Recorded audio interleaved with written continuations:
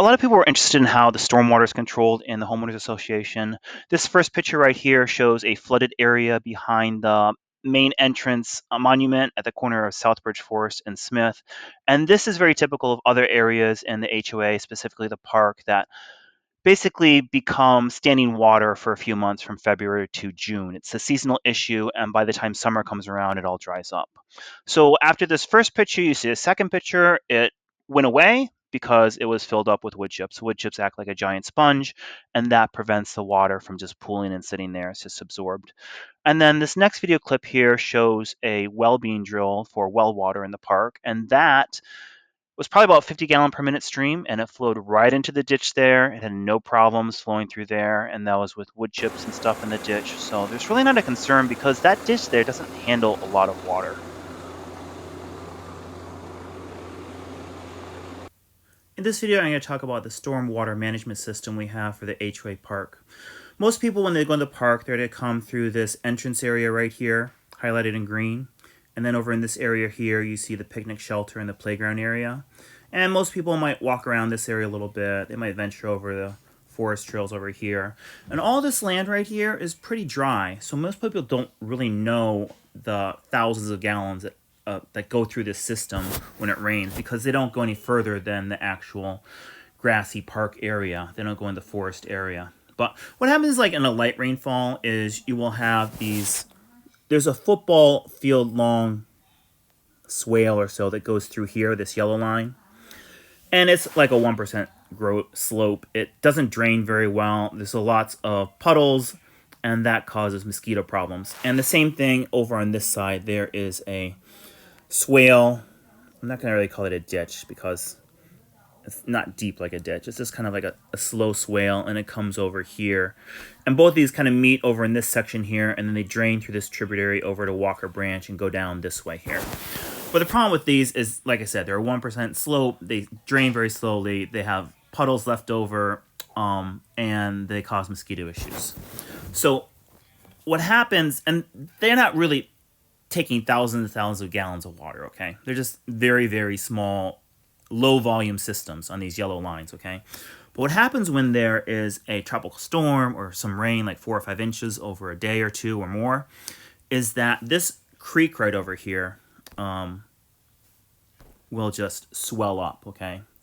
So it gets 3-4 times bigger, and it will flood this whole forest area here, okay? And then this whole area behind the houses in Canefield Drive, that will flood and turn into about a 20 or 30 foot wide stream here. And then it'll go over in this direction. Because there's so much water that's coming here, it will all overflow this forest and go in this direction here. And you might wonder where all that water is coming from. Well, it's coming from not only all the land here, but all these streets, like Rolling Sky Drive comes down here, and there's a pipe that goes under here, and then it drains out this way. And then all of Canefield Drive, there's a pipe that goes underneath here, and then it goes through this red area here, which is a built-up berm. Kind of like this whole forested area here floods, and then there's a break in that berm, and it comes out this way, and it follows down over this way. So during Helene, this berm area right here, I'm circling in light blue, they had a lot of trees down, maybe like a dozen trees or so. So we got ahead and chainsawed those down. It wasn't going to cause a blockage right away, but if you leave it unmaintained for a long time, just more and more debris piles up, and then that would block that.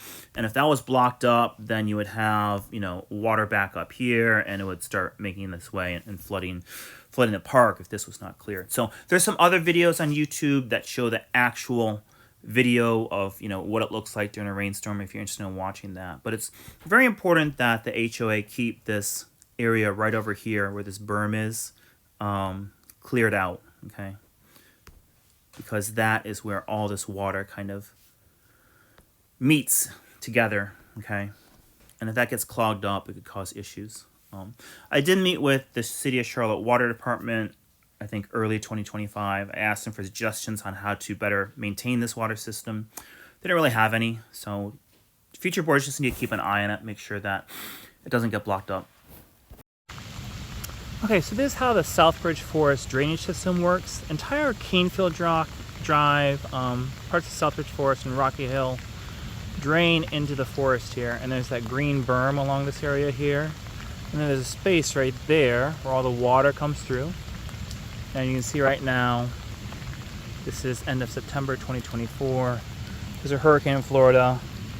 It is about a little bit past ankle deep, probably about 7 inches deep, and all this water just overflows the creek and just makes its way across this forest land over here. Normally this land is all dry, so it's pretty amazing how much water the stormwater system takes.